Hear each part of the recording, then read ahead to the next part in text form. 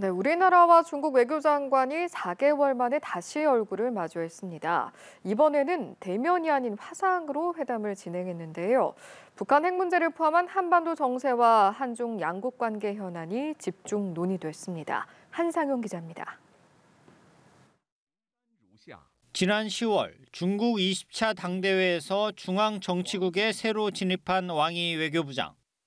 양제츠 정치국 위원 뒤를 이어 사실상 중국 외교라인의 수장을 예약한 왕이 부장이 박진 외교부 장관과 양자 회담을 했습니다.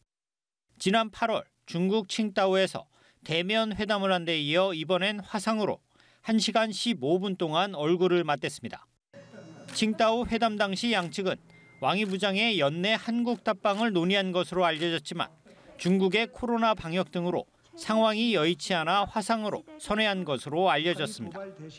논의 테이블에 오른 주요 의제는 한중 양국 관계 교류 협력 방안과 북한 문제를 포함한 한반도 정세.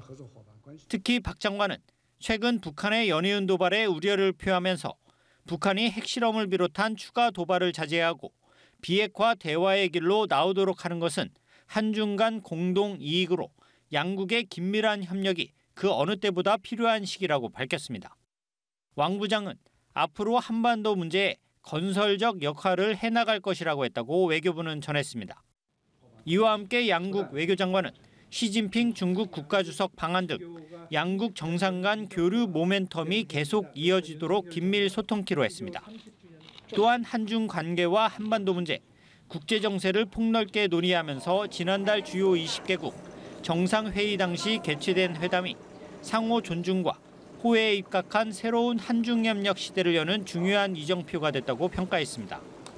그러면서 양 정상이 합의한 양국 관계 발전 방향에 따라 후속 조치를 원만하게 이행하기 위해 긴밀히 협력키로 했습니다.